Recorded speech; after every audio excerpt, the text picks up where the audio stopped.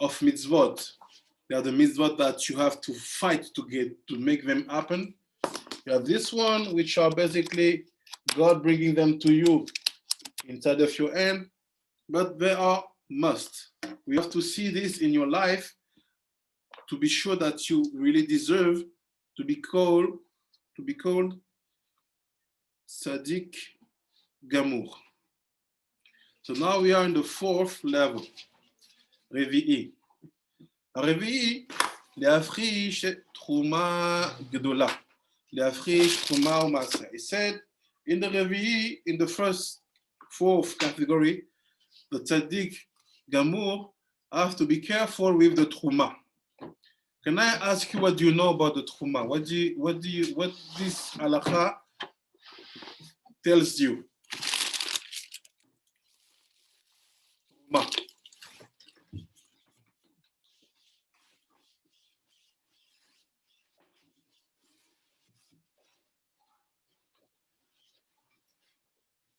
Do you have answers?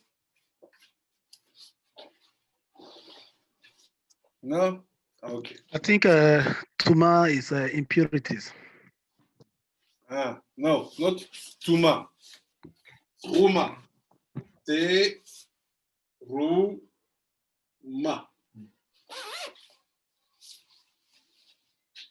Truma.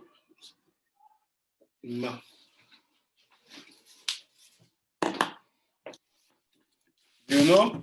That's offering. Offering. Yes.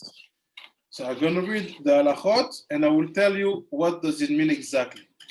So the Tzadik Gamur have to be careful about the Truma, Gdola, about the Maaser, להפריש מעשר ראשון, להפריש מעשר שני, ליתן פיה ולקט שכחה ופטר ועוללתה, ותן לכהן בכור בהמה טהורה, לבדות פתי חמור, לערוף פתי חמור, נטע רבייה, זרוע חיים וקבע.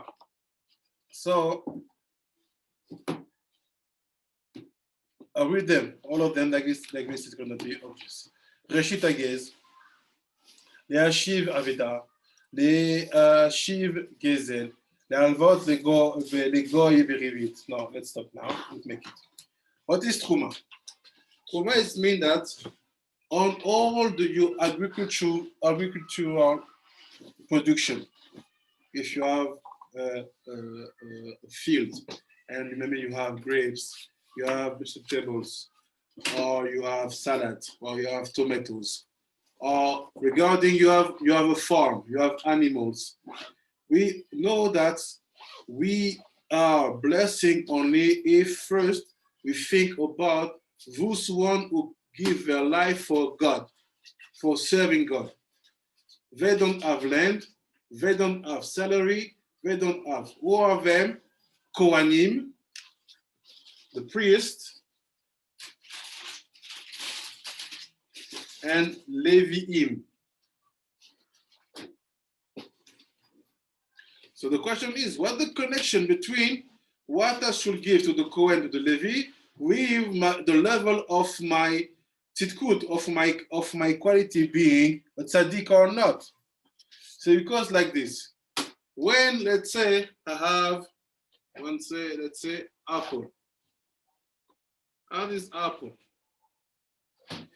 Every time you have something, let's say 1 apple, 10 apples, you have always one part of this apple not being connected to yourself, not being connected to you, not being connected to what you are. Let's say you have in your salary of the month, you have let's say 1,000 shekels, 1,050, 500 shekels. It's your salary. In this, you have one part, we're going to see, which is not yours. Why? The Gemara said that God will going to use you to put the part of the poor between your hands, to put the part of the Kohen and the Levi between your hands. So if you are a real tzaddik, you do pay attention about what should be given to people when it comes to them. So first of all, something that everybody understands. If this is my salary, I know that I have to give the maaser. The maaser is 10% minimum of what I earn. So it's 10%.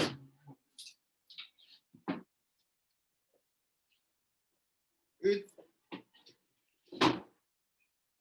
150 shekels. You give. Why you give? Because first of all, what you have to know, it's not yours.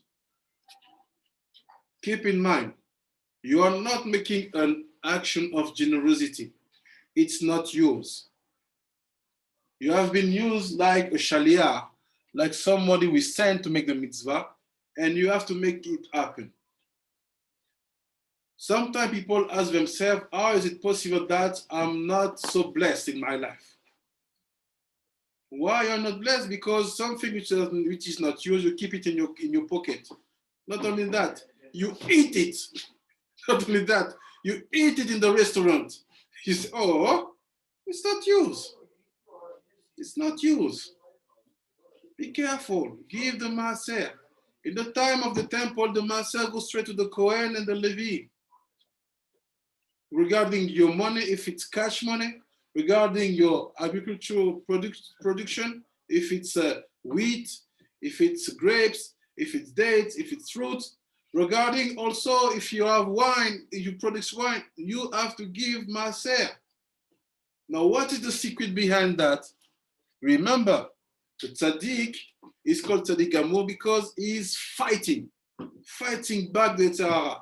You box him, he box you. You box him, he box you. But you never give up, and you stand and you continue with your Torah. So you want to make the fight easier? Push him away, or if you want to know, push the bad spirits, the tuma away. What does it mean? You giving the maaser, you giving your truma, you giving your maaser sheni, you keeping, if you have a field, this is your field, it's 10 hectares, you keeping one corner of your field for the poor and the convert. You say this is not for business. This is open, we have no fences, it's open for the poor and the gerim. You have a donkey, the first baby of your donkey, you bring it to the Kohen because it's Peter Hamor. You have your sheep, you want to make a tomb. You want to take the wool. You want to take the wool. The first time you will take the wool from the sheep, you have to bring it first to the Kohen. When you do that, what's happened basically, you push away the bad spirits which are in everything. You remember what we said before a few weeks, Tzadik, that everything is mixed.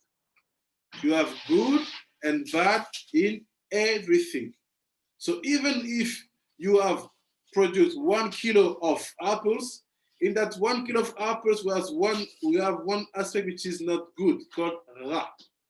So what God gives to us to save us from the bad influence of this part, he said, give your truma, give your maaser, give your maaser sheni, give.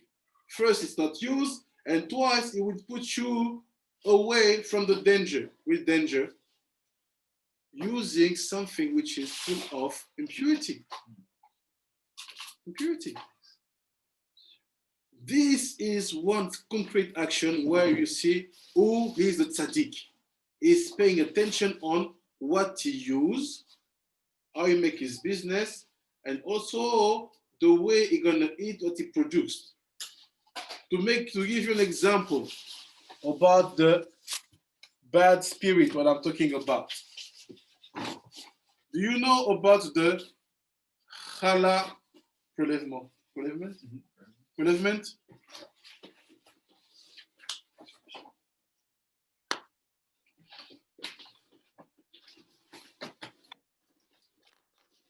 Do you know about the challah prelevement?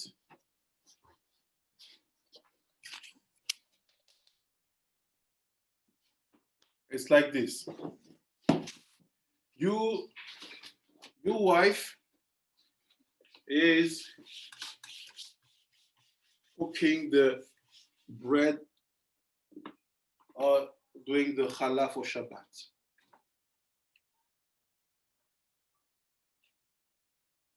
So what she need?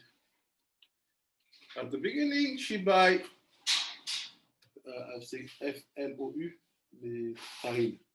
Flour. F-L-2-O. She buy all, she put water, and then say salt, and she make la pâte, c'est comme ça, dough, and she made dough, right? Here's the dough.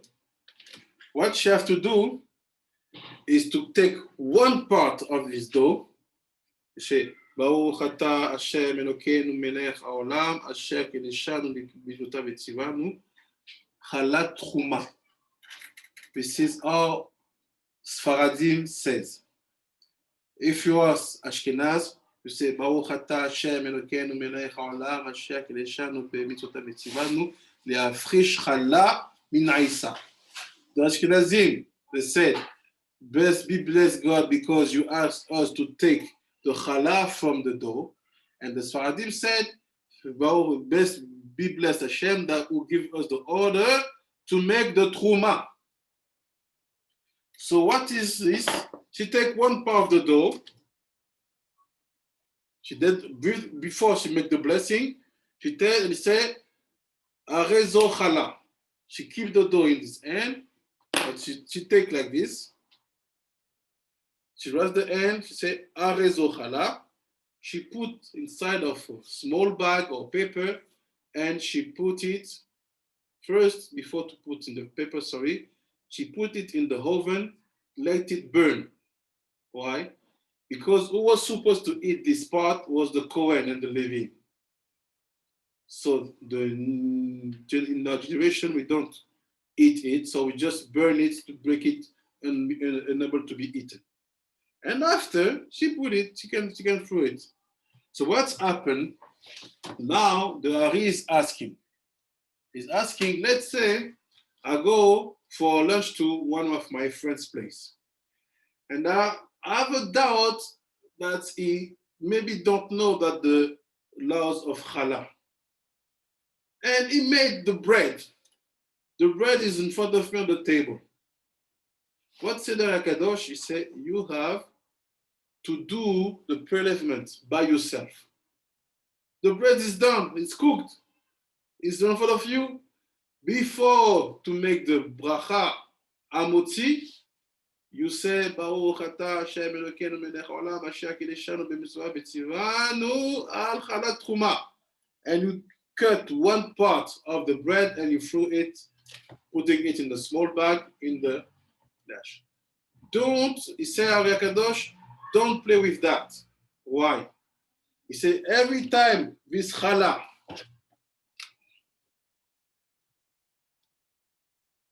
is not taken from the dough, a bad spirit is inside the dough. And what you're going to eat will start to have a bad influence on you. What will be that bad influence? It will be that you will start to walk behind a woman's. It's connected. So we see here that everything which is connected to the prelevement, even if you earn $100 per month, guys, $10, put it in the maaser. Rabbi Pinchas, we don't have Kohanim. Okay. You know in the area a real poor man, real one, not this one who play games. Or if you don't know a real poor man, you have to see a real guy studying Torah. Rabbi Okuma, Rabbi Israel, Rabbi Din, Rabbi Yehuda. They know they bring it to you. Always be careful. I'm talking to leaders. When you talk about this, people have always two minds. First, they think that you want to get money. Why? Because it was a problem for Moshe himself. He started to explain all the laws, came Korah. He said, you are the prophet. Your brother is the Cohen, the priest.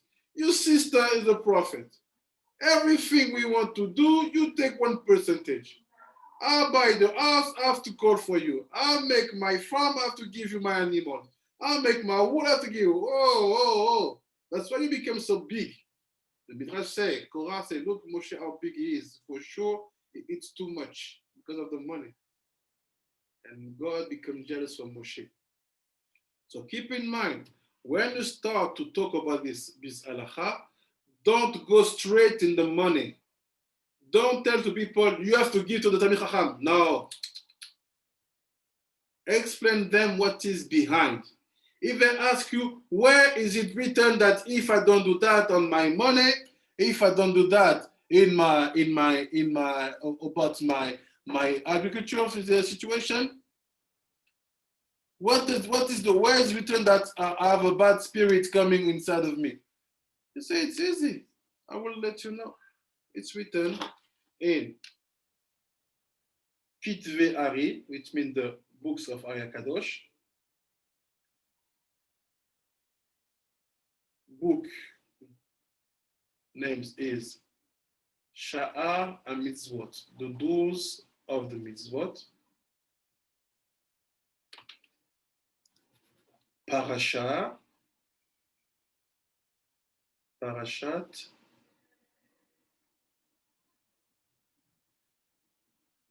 Ekev. No. Always have references. Never start by necessity. Your work as leaders is not to tell people to pay you. You don't need people. You only need God. But your obligation is to teach them where they are exposed, at what they are exposed. If they don't, make a mitzvah. And after, never ask. Never ask. Just tell to the people what are the options. Give to poor people, real poor, or to Talmidei Chachamim. If you don't know the poor, I can tell you. And after, teach them also the way to give. You never give straight to someone who is poor. Why? Because he will be ashamed. Nobody likes to receive like this. Who like that? So what you do, if you know where the poor is living, you come next to his door, you put money in some bag, you put in the bag, you move.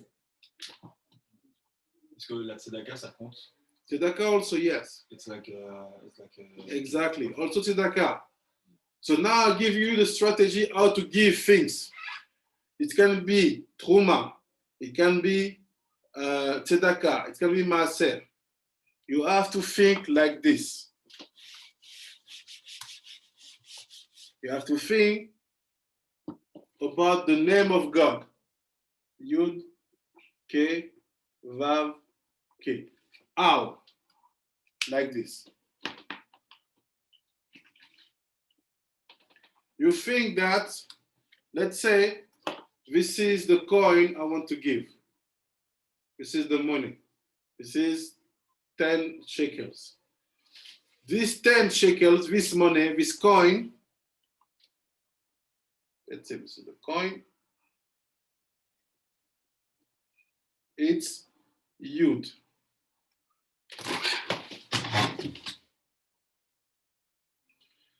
This coin is in my hand. This is He. After I extend my arm to give, this is Vav. And after the hand of the receiver is the last He. Every time you give something, it should be given in that way. The object, the money you give, it's yud. Your hand is he. Your arm extending to give is vav. And the end of the receiver, it's he. When you do that, it's called you did the kavanah, you did the intention properly for the mitzvah. Rabbi Yehuda, you have a question? Yes, thank you, Rabbi. I have a question. According to the field, in fact, the fact of reserving a corner of his field for the poor, I just want to know, that kind of mitzvah apply even to those outside of Israel? Yes. And the mitzvah of the 7 years, the Shemitah, can we able to observe it? Because I have many farms. I have a field, many. I just want to know if it is possible to me to apply it. Thank you very much for your question, Rabbi Yehuda, because I know that it's many cases in Africa.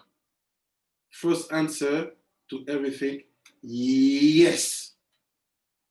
Thank you, Rabbi. Thank you. You have to know that you have an amazing possibility when you have a land. Everywhere, for example, when we are in the year of Shemitah, the 7th year, we avoid to eat from any kind of land or farm under the possession of a Jewish, even if he's living in Netherlands, in Australia, or in Africa. What does it mean? The first question say, where are these apples from? Let's say they are from Cameroon. Okay, who's the owner? The owner is a man called Rabbi Yehuda. Oh, he's Jewish. Okay, no, we don't buy on the Shemitah. What does it mean? If the Jewish on the Shemitah avoid to eat any farm product done on the Shemitah, which shall be sold, it means that you have to observe it. And this will bring an amazing blessing on your lands, on your farms, on your field. Why? Because the earth of Africa is really rich. And what I can tell you now is you doing that, respecting everything regarding the corner of the farm, and also about the poor, don't be selective. If the poor is a non-Jewish, let him take and eat. Don't start to say, no, only Jewish. No. Poor is poor. In poorness, we don't have differences, believe me. Ken Rabbi Okuma. Thank you, Rabbi. The practice of leaving a portion, the corners of our feed, I met it when I was growing up in my place of birth. It's a tradition we met here, and it confirms that we are rooted in the ways of the Torah. As at then, let's say this farm is a cassava farm where we produce gari cassava. I don't know whether you know what cassava is. When we are harvesting the cassava, we leave a portion of it. And there are people who don't farm, or maybe they traveled out of town before and they are just coming back to the village. We never found themselves hungry because they know what to do. Each time they will go to the bush, they will look for those leftover, they harvest them, and they use them to produce food for themselves. But as civilization is coming now, most farmers are now commercialized farms. They do commercialized farms.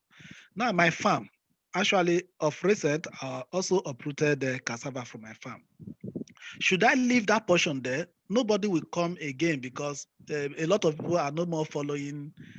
Some people are no more aware that if they go to the bush, they will see something like that.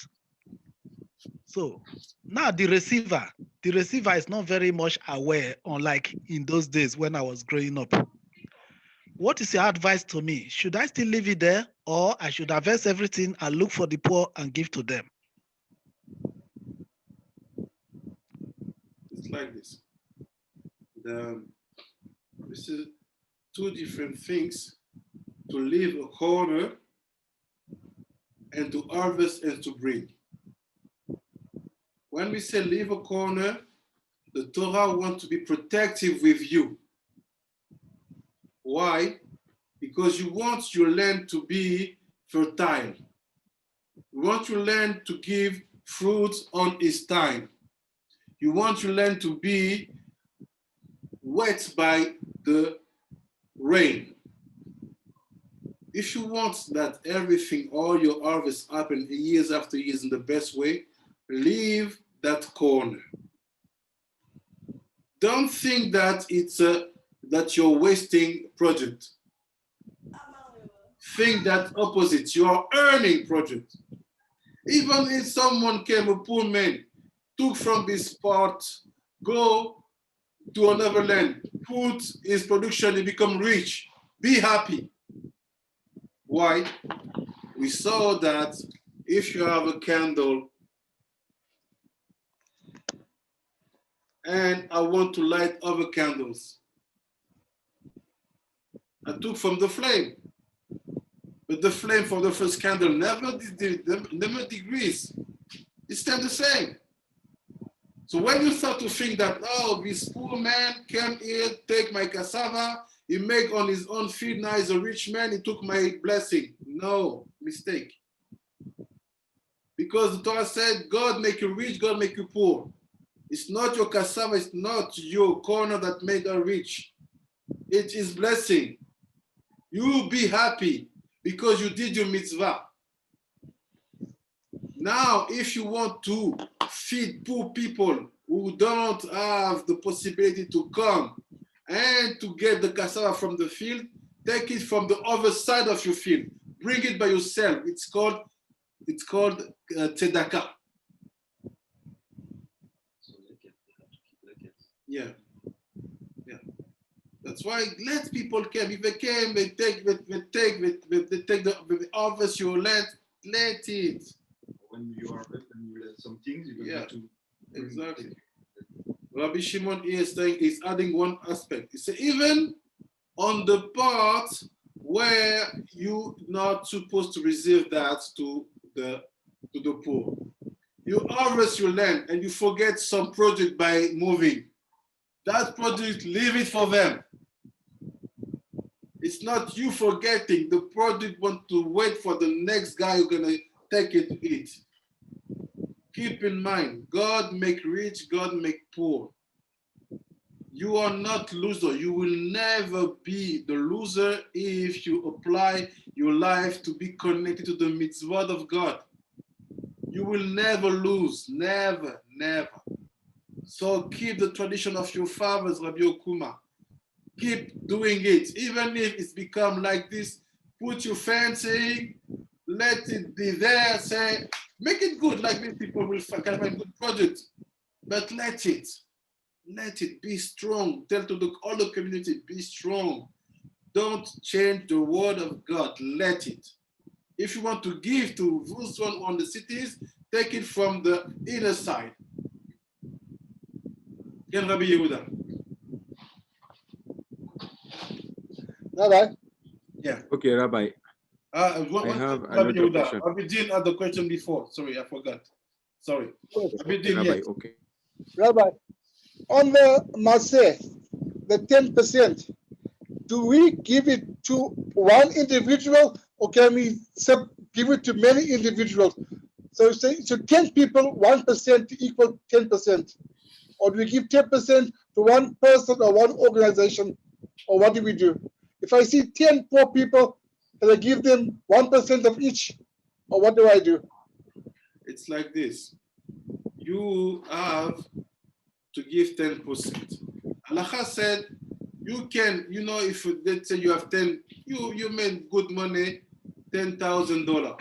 You have 1,000 to give. For sure, you can give 100, 100, 100. It's not permanent. According to the halacha, it's permit. So feel free, you can do it. Okay. But Thank you. Top it up. what is my interest behind your question? Because you are leaders. You are a leader. I want to understand what is disturbing, not you, some people who prefer to give 1,000, 1,000, 1,000 to 10 people than to give to give 100 to 10 people than to give 1,000 to one, because they are afraid to see become rich. See? No. Okay. So always what I said, never think about the fact that no, I'm giving too much. You make your halacha. If God wants you to be the supportive of 10 family, Baruch Hashem, give 100 to 10 family. But if in your city you only have one poor and you have to give him 1,000, be him a man. Give him. It's for him. It's his money. So halacha you can make on different organizations. It's not a problem. You can give, if you are in Nigeria, you can give to Rabbi Okuma 100, you can give to Rabbi Eliyahu 100, Rabbi Israel 100. But if, let's say Rabbi Okuma, he flew to New York, Rabbi Eliyahu, he went to the south of Nigeria, and you have only Rabbi Victor Israel here. Give him the 1,000, what's the problem? Right. Fine. Okay, Rabbi Yehuda, you have a question? Okay, Rabbi, thank you. Okay, Rabbi, I have a question. Yeah. Is there any position, maybe, is there a position that our plantation should look to? Yes. I want to know. Yes. If you can organize your field that you know where's the east, where's the north, where's the south, where's the west. So you have to see Jerusalem. For example, if I'm in France, Jerusalem will be in the south direction, southwest, like this. You have to find Jerusalem. So it means that when you are making your seeds, you have to go in the direction. You see, let's say the best is to do it at the very beginning.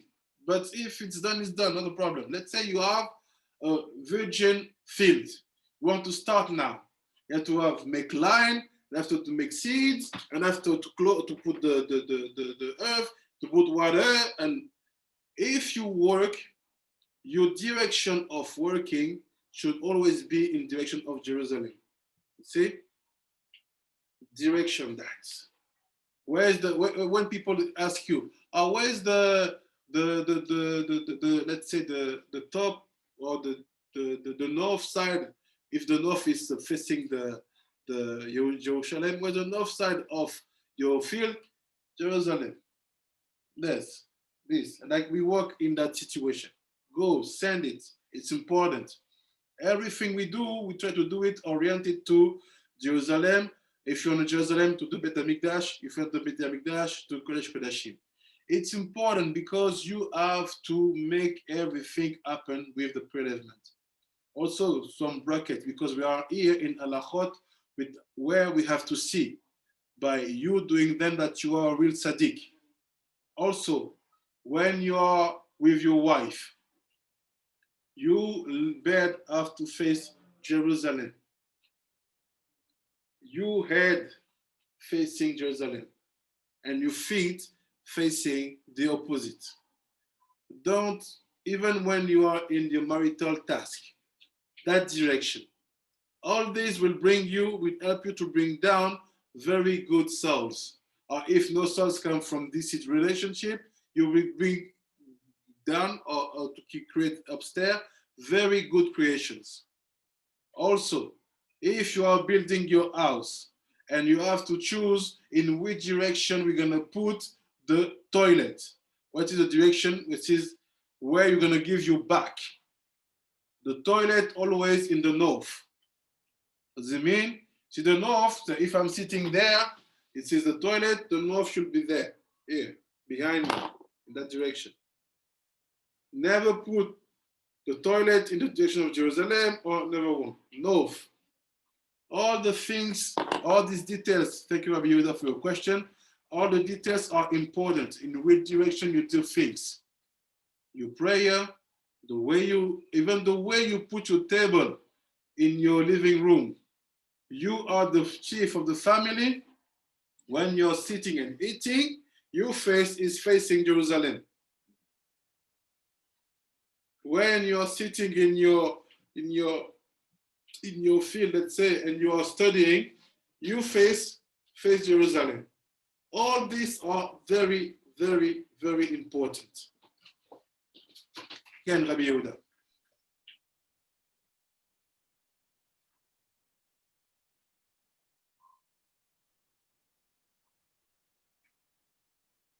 Yes, Rabbi Yehuda.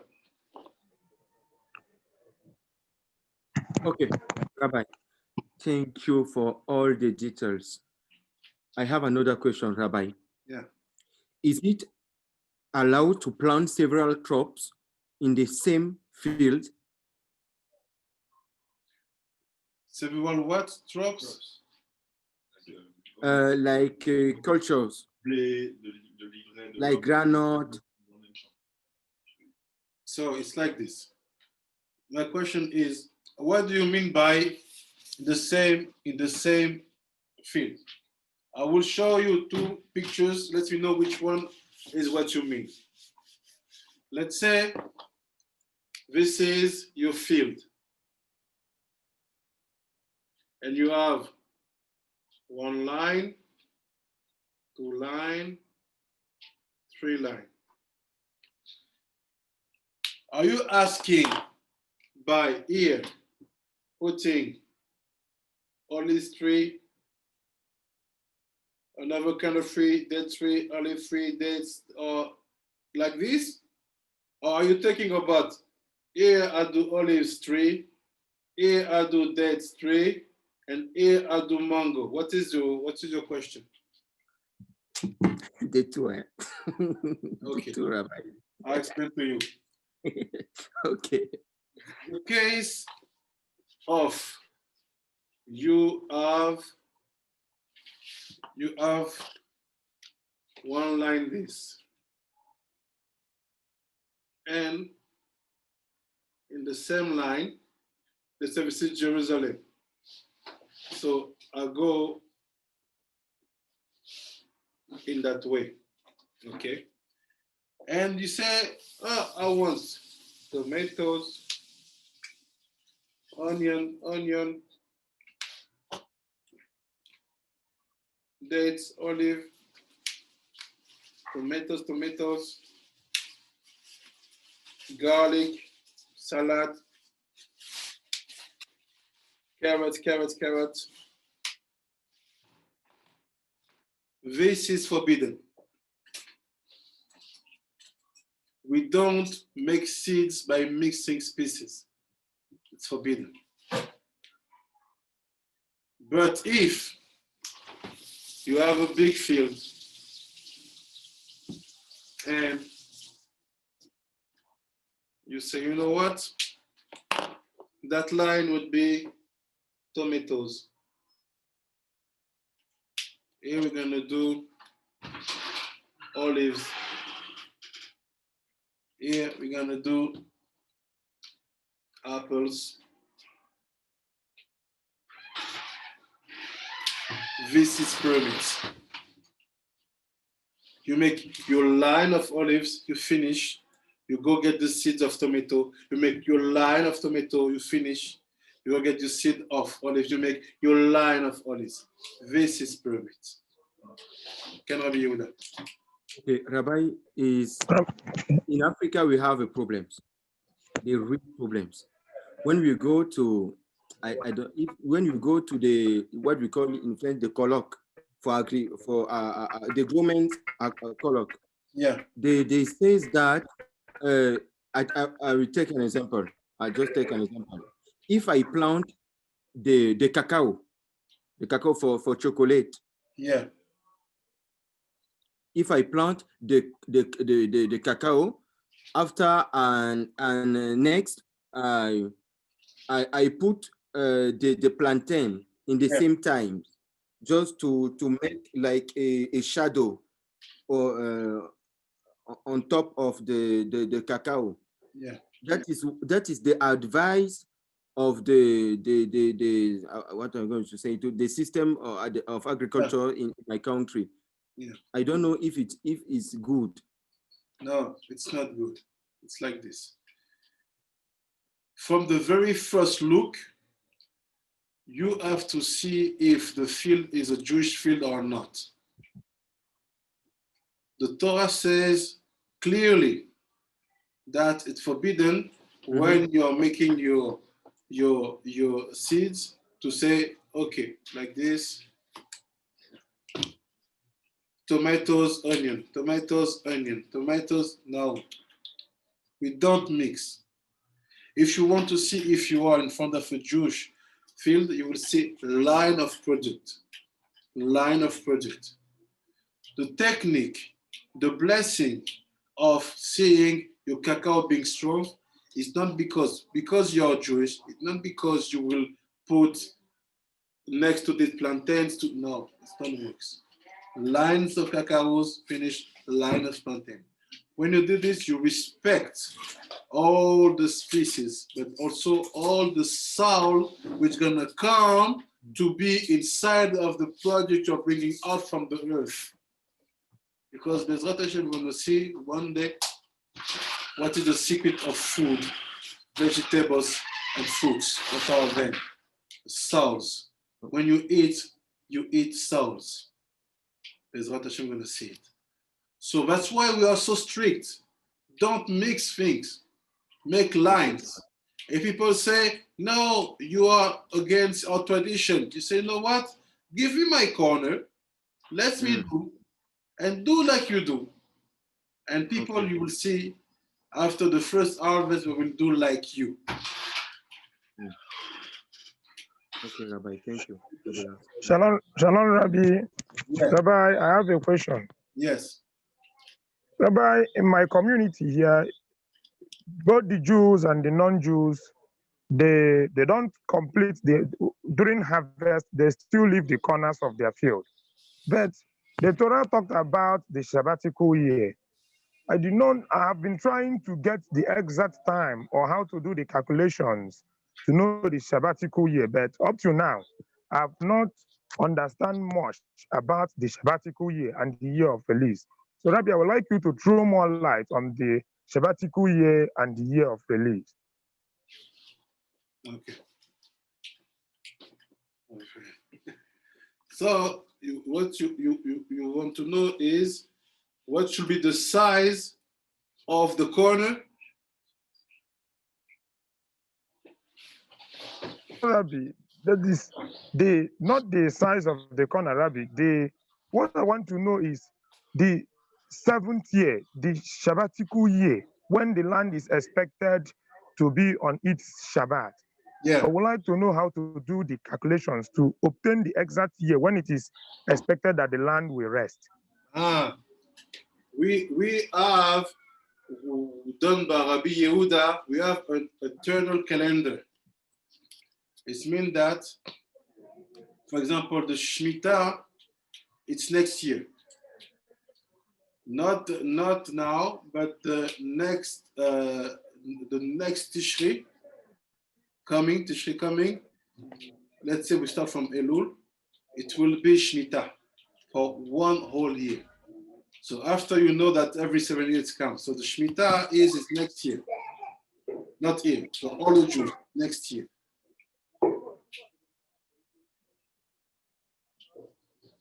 So we have calendars, so we will provide to give you all that information. So be aware that if you have land from from Rosh Chodesh Elul, the next Rosh Chodesh Elul, you don't plant, you don't harvest, you stop. Okay, Rabbi. Okay, Rabbi. That is 5782, Rabbi. What? That is year 5782. Yeah. Okay, Rabbi. Okay, Rabbi. Let's continue. That, Rabbi. With Simcha Rabba. And he said, what you have to do also, לעבד עבודה, להשיב אבדה ולהשיג גזל. It said like this. You remember, we are in halachot which are here to make a seal on you that you are tzadik. So if you find a lost object or you find a lost animal from someone you know, from who is that animal, please bring it back. Bring it back. Don't be indifferent of in front of the loss of your brother. Bring it back. It's not the question also to ask if he's Jewish, non-Jewish. That's not, I find this amazing donkey. It's a strong donkey. He can make a good work in my field, and he's lost. But he's a donkey of this guy. He's not from Igbos. He's not Jewish. Mostly when it's not Jewish, give it fast. Because like this, it'll be a testimony of the truth and the real and the holiness of our Torah. So when you see a lost object, bring it back. Also, Leashiv Gezel, if you see that by mistake you steal someone, it can happen. Let's say you have your lands, you tell to the mother of the village to work, and you used to pay them $10. And you send and some mother didn't receive his $10. You are called robber. You are holding the salary. If you pay attention to that, go fast and fix. Don't have that kind of dates or that kind of situation where you can be called someone who steal money. And also, if you want to loan money to a non-Jewish, you have to do it with interest. You say, you know what? You want 1,000? Okay, I'll give it to you, but you have to give me back 1,020 and 200. It's obligation. It's mitzvah to do that with a non-Jewish. If it's a Jewish, forbidden. You give him 1,000, he give you back 1,000.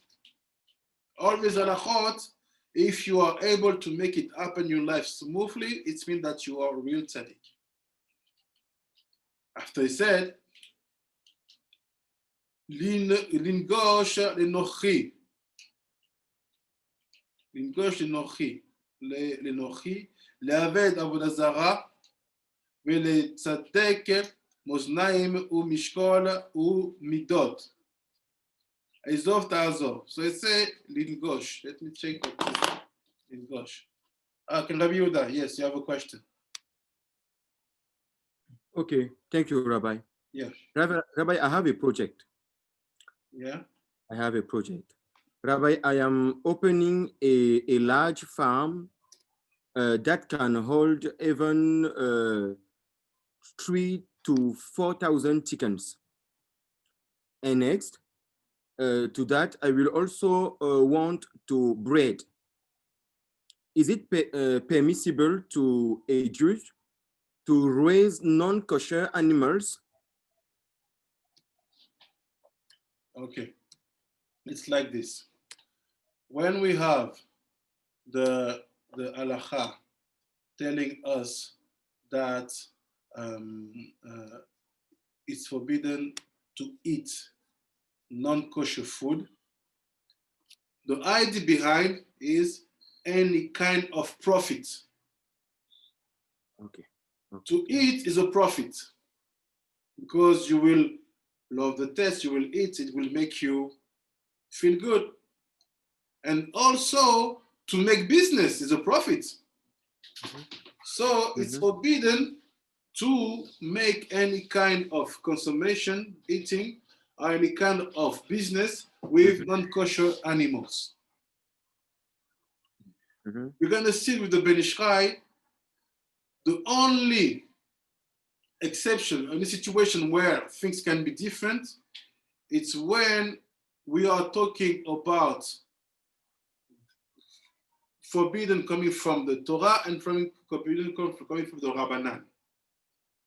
So, for example, you have some people, we know that Rabbanan, in the Torah, it said that it's forbidden to cook the animal in the milk and so on. Okay. Rabbanan they had. Basically, Torah is talking about eating. Rabbanan they had also business. So now the question is, if I am doing business with something which is not kosher, but I will not eat it. So it means that doing business with non-kosher, let's say production, let's take an example of what the Ben Ish Chai took. He talked about the pee of donkey or the milk of donkey, because we know that sometimes it can be used for medicine, right? So he said, I'm a Jewish doctor. I know that Torah talk about eating, forbidden to eat this. Rabbanan talk about business. It's easiest to go over Torah's Torah's situation. So now I don't want to eat. It's not something I eat, the pee of donkey. But I'm a doctor, and I know that I can use it to cure someone. Is it permitted for me to have the business of pee donkey, even if it comes from a non-kosher animal? Yes. Why? Because for the very beginning, it's impossible for me to drink it. It's not obvious. But the case are really, really thin. We have to see them really in deep depth. But to make you just understand, the idea that you have to keep now is when it's forbidden to eat, the idea behind is any kind of profit. Eating and business forbidden. Profit.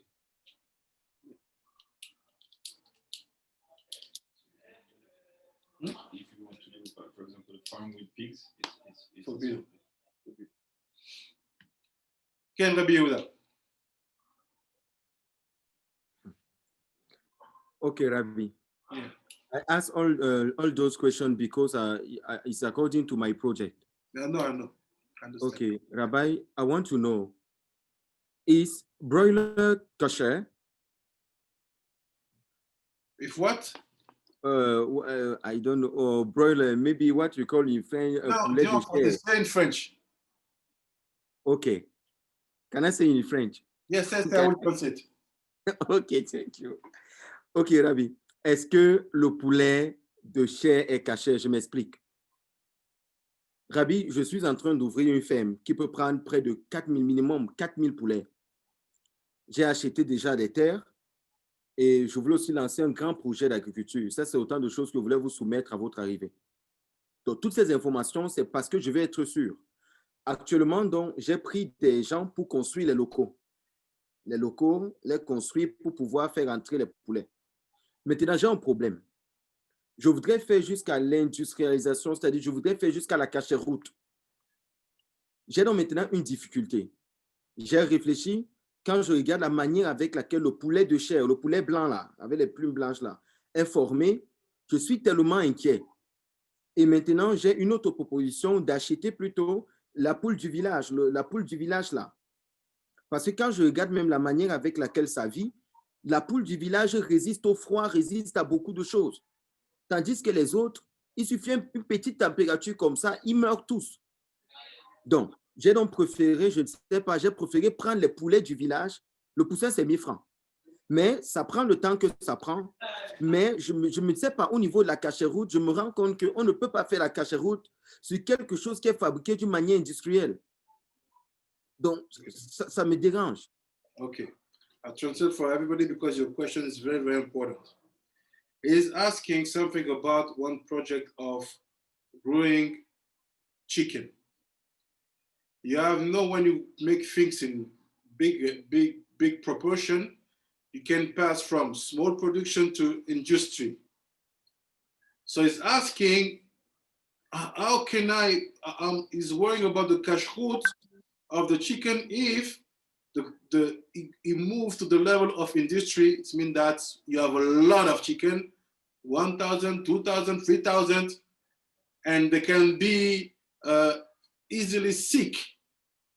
Is it better to take or to make chicken like industrial minded, or to bring chicken from the village which are stronger? The problem is like this. The first situation for us here is to know that the purpose of farming is or to eat kosher or to sell kosher. First rule of kosher, we have to be careful about the condition and the health and the situation of the animals. Animals being unhealthy, they are called nevelot. If they are sick, if they have broken legs, if they seem to be weak, they are not good for the kashrut. They are non-kosher. Is it possible for you to sell it to goyim? Yes, because you're selling something kosher, but now you cannot use it. But the biggest problem for you, Rabbi Yehuda, is the shrita. Why? Because, first of all, the shrita can only be done by a Jewish, like the Brit Milah, like the circumcision. So now you have 4,000, 5,000, 10,000 chicken. Who's gonna make the shrita? And if you start to do shrita with machines, they will not be kosher according to the expectation of Mekubalim, Kabbalists. Why? Because when you do the shrita, like men have to die one day after 120 days after Shem, animals have to pass through shrita, kosher animals. This shrita should be done with condition where the animals is really calm. Why? Because if the chicken start to be stressed and moving like this movement bring some damage inside of the members, in the inner members. That inner members can bring him to be on nevela because you can have a broken wing, or to be trefa because you're gonna miss your movement when you're gonna make the shrita. People who have to work in your field, so my advice is try to make good qualities. It's better to start small but with chicken which are really healthy than to start big with chicken which can be sick and all your animals are nevelot. They are not kosher at all. So start with animals which are healthy, even if you have to start only with 500. Second, you have to study really deeply shrita, and to teach it to those people who are gonna make the shrita. If you don't trust them, be ready. You have to do the shrita. You have to do it. And now the problem is like this, where people make money on you guys, on us, is you arrive, you say, no, we are Jewish, you are not. We are Jewish. We're gonna make the shrita.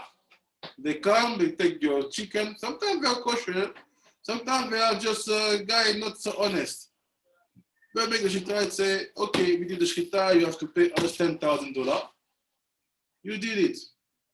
But study shrita. We have to study. You have to be able to understand by yourself how to do it. If you're afraid by blood, send students to study for you. But if you want to know what is the level of that, same level that you didn't give the part reserved to the Kohen, to the poor, and you let that impure soul, the impure spirit inside of your action, same thing. If your shrita is not good, even one pieces of the chicken don't eat. you are bringing death to your soul. So my advice is like this. We have to help you fast because when you know that you are in Judaism, you cannot sell animals which are not kosher. And when they are nevelot or trefot, we should be by situation where you try to handle, but it doesn't went well. But not like this. I have 6,000 chicken. They are all sick, and I sell them because I have to make money. I'm afraid to lose. As a Jewish, it will be hard. So we have to study that deep, deep, deep, deep, deep. If you need extra hours of limud, I can open it together. But you have to work on the shechita. I can send to you. Shchita is where in the Shas? Yeah. Shchita is where in the Shas? Yeah. Where? In not in the Shas, in the Shulchan Aruch. Oh, it's in Shulchan Aruch? Yeah. So I will send to you one video of the way to make shechita. Send it to you now because we are almost finished.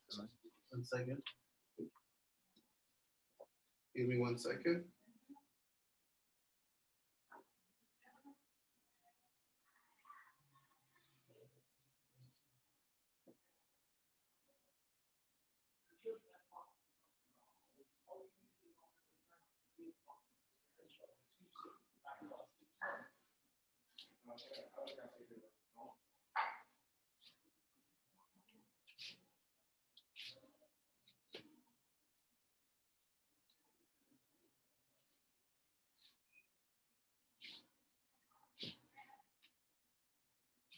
One second, guys.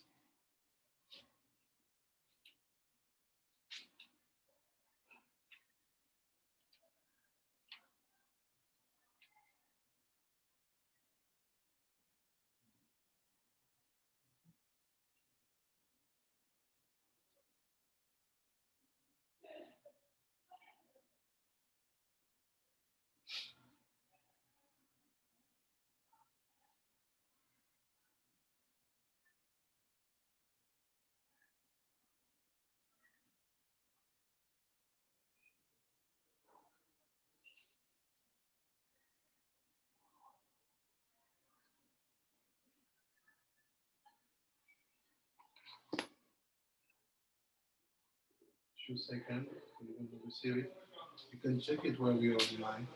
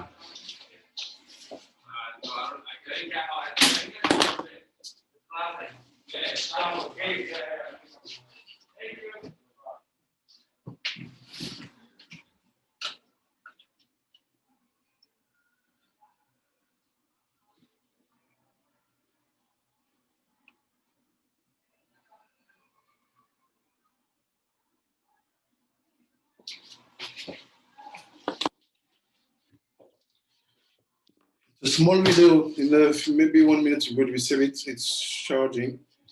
You will see how it's done. The chicken is chick-chack, but you have to do it every day on all the chicken you have. So Bezrat Hashem, with something you have to study because your blessing is also connected to the way you do your task, your business, and so on. And the best you do it, the best it will bring you blessing in your life. Bezrat Hashem. This.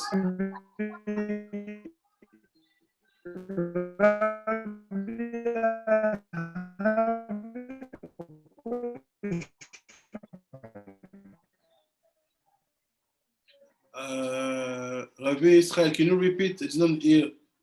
Or maybe can you write the question?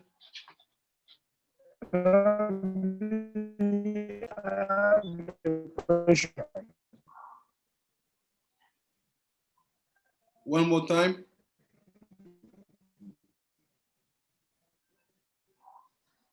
Write the question, Rabbi Israel.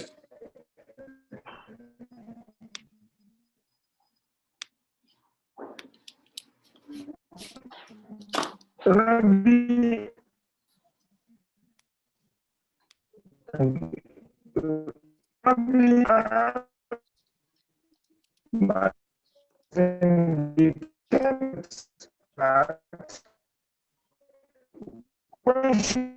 when I was I told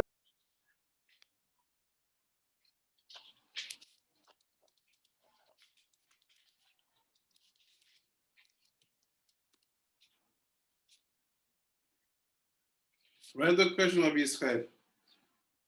If you can write it like Eliezer, I'll answer. So we are almost finished. We're going to continue next time, but I like this limud because now we start to live. We are really living our Judaic life because we are in the concrete. It's good to be the eyes focused on the text, but it's better when the text start to be your life in our daily life. So that question for me it's important than me reading, translating, and giving you cases. So like this, I really appreciate we continue to study. Make yours all the situation because when it's yours, for sure you're gonna understand it and make it happen in the very, very best way. Just to finish with, I said that I want to talk. You can stay all the guys. So Rabbi Okuma, I think the version of the Shulchan Aruch we have is very good. And I'm scanning now. So my purpose is to send to you from Hanukkah and everything comes after. Like this, we build same time according to the calendar. People like this, they have Jewish life being connected to their Jewish study being connected to their daily life. So now what I need to know is like this, so I have to make good scan. I want to make the scan, and on the scan, I will put the logo of the foundations and the logo of Botsina. Like this, when it's gonna be printed, it's for sure Shulchan Aruch. We will maintain the aspect Shulchan Aruch, but behind people keep it and they have the booklet or what you're gonna print with the sign. So I need just 1 hour to scan and to make it one folder with the aspect. So what I want to know now is if you need time or if you want to answer to me in private in WhatsApp, it's like you want. I need to know how many print we're gonna do and what are the quantity basically to know exactly how we have to organize ourselves here. Because the truth is, if we do it for you, I cannot let Rabbi Yehuda on the side. I have also to do the same concept with Cameroon and also Rabbi Edouard. I have to give him some also like this. If he move in Zimbabwe, he go see the communities. So I know I have to talk with Rabbi Dean. So don't forget. Just my time is it's hard. It's hard for me to find time. So I will call you, but I want to provide that booklet not only for our grandbrother, the Igbos, because they are massive, but also for the little brothers to have also things to do. So what I need to know is the quantity. But quantity will help me to make the budget. And like this, we can do the Western Union as soon as possible. Thank you, Rabbi. We can't really thank you enough for the interest and your concern for our people. Actually, Nigeria, we have a very large population. Yeah. And for anything to be distributed, I think Brother Eliahu is here with me. Victor is also here. I think we can start from 1,000. Mhm. Eliahu, can you hear me? Shimdia. Yes, I can hear you loud and clear. Okay.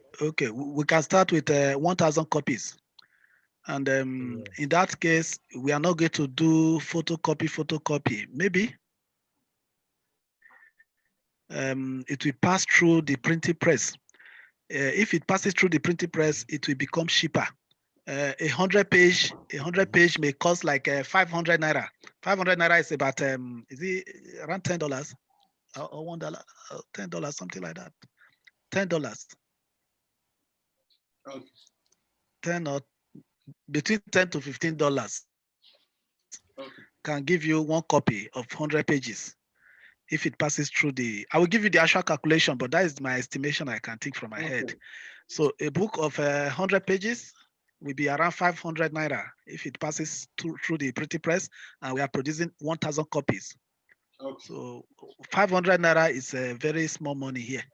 Okay. So it will reduce the cost by half instead of just photocopy. But whatever we have now, we can use it for the WhatsApp group. The WhatsApp group has to be ahead of the communities. Yeah. Because some people from the communities, about 5% of the communities are on WhatsApp. Okay. So let the WhatsApp group be ahead. Then the community will start in December or few weeks after the WhatsApp group. Okay. Perfect. So I'll talk to I will you. give you the actual calculation, but let's look at 1,000 to start with. It's Okay. going to wake up the communities. And you will tell me too how many pages are in the one you are trying to give to us. How many pages in total? Did you check? I checked. It's at all Hanukkah. It's a small portion. It's not like Shabbat. It's not like so Hanukkah. It's 26 pages. So if you talk about 100 pages, it's better for me to add other chapter, not only to be on Hanukkah, to do Hanukkah, Tu B'Av, Tisha B'Av, not Tisha B'Av, Tu B'Shvat, Purim, and even maybe Pesach. We can have 100 pages. Like this, you have for 6 months. 100 pages for 6 months is it's too small. We study a lot here. No, you know what? We study a lot here, and you don't know me yet. In each Okay. line, I'm gonna spend 1 week. Believe me. okay. No, because the purpose is not to eat information. The purpose is to understand them. Okay. At the point when you be able to teach it. For example, we spoke 1 hour and a half. I did 4 lines. Okay. You see? Yeah. I started it. It was the mark from the last time, and I stopped here. Okay. That's why my purpose is you bring the text to be alive. Okay. That's why with 6 pages, I can teach 1 year. That's true. So we're gonna produce, but at the same time, I'm giving you the way to feed to bring text to be alive. Sometimes you have to open up to let people take their example. Sometimes from 1 word, you have to open other chapters that you know because you're Chacham.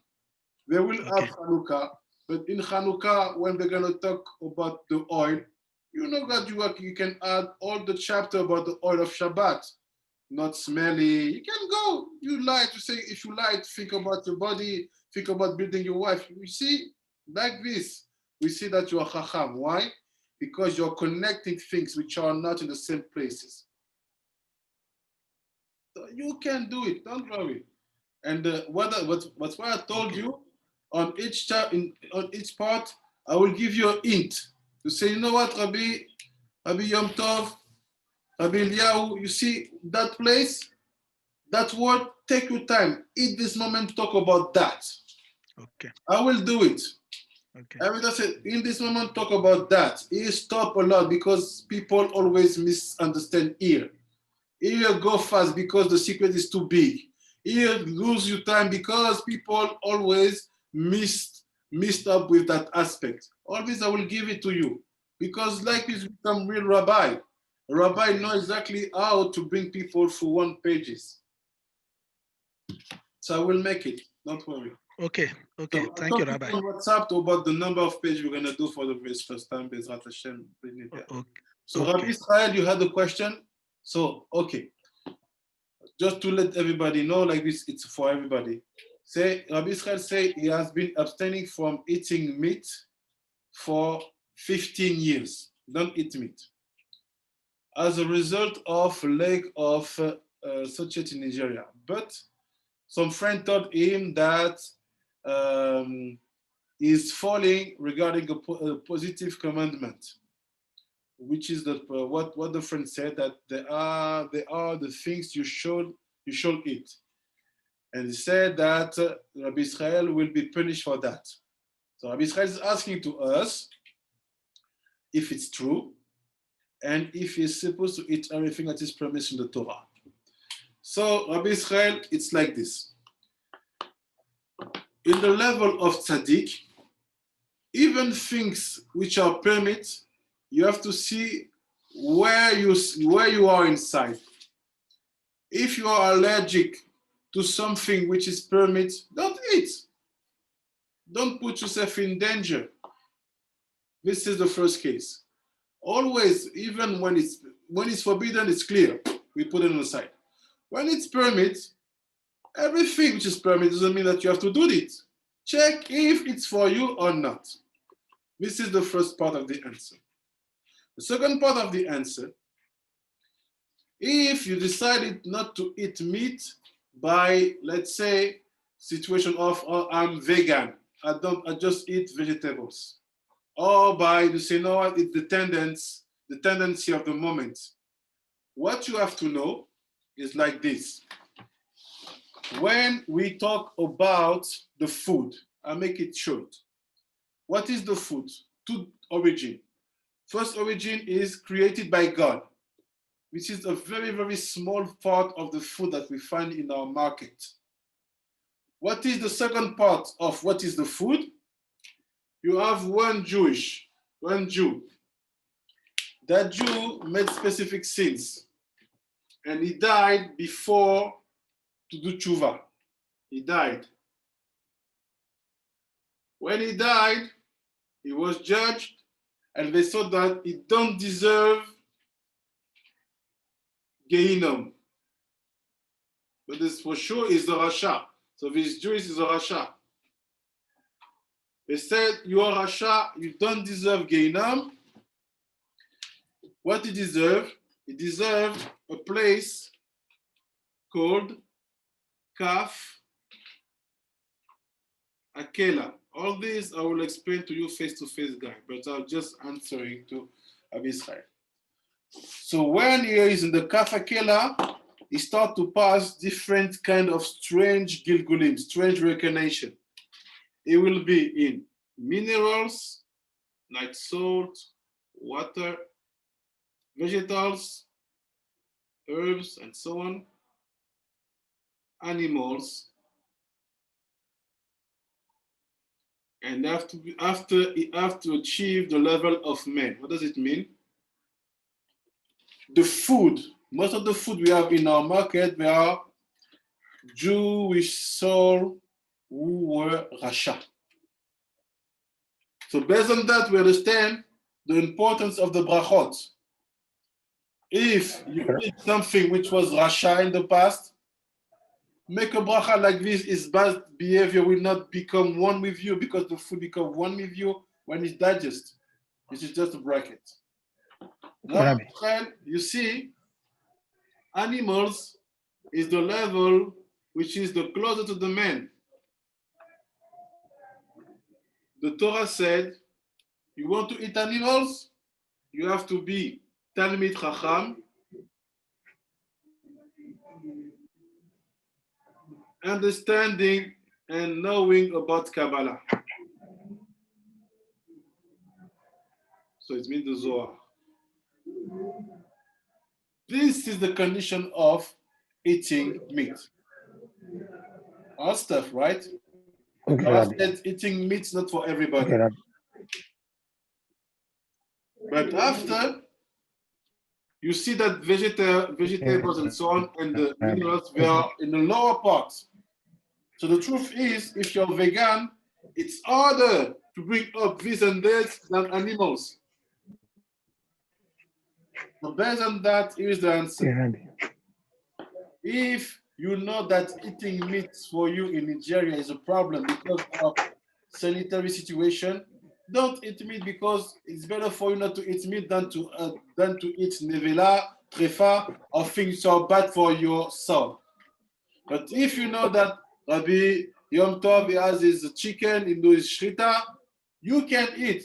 Not only you can eat, you have to eat. Why? Because in the time on the Torah where we were not obliged to eat, we are forbidden to eat animals. It's because the animals were fixed. Adam and Rishon give to them names, they are fixed. But after the flood, the Mabul, after the flood, all the creation was destroyed.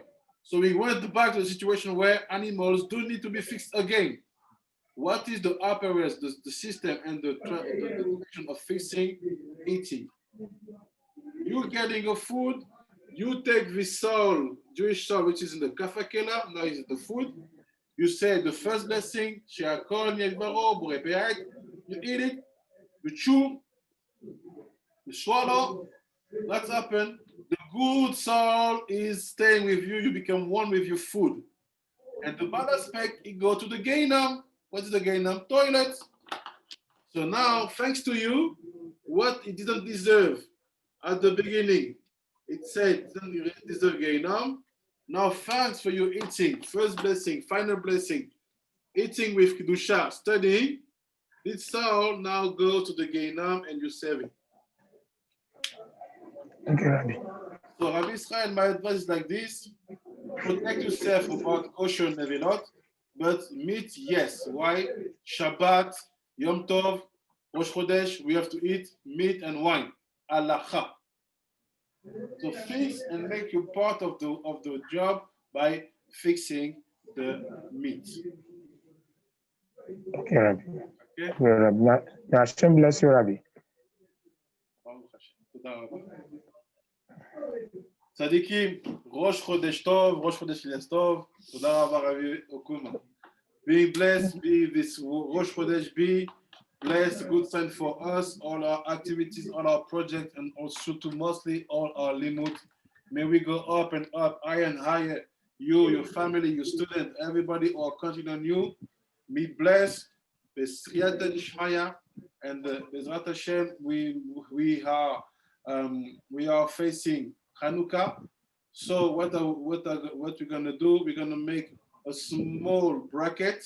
So from next Friday, we're gonna start to study Hanukkah to understand how you can make it happen in the next weeks with the country. So we're gonna move a little bit forward in the book of Ben Ishai to study Hanukkah, and like this, you will be ready to make things happen.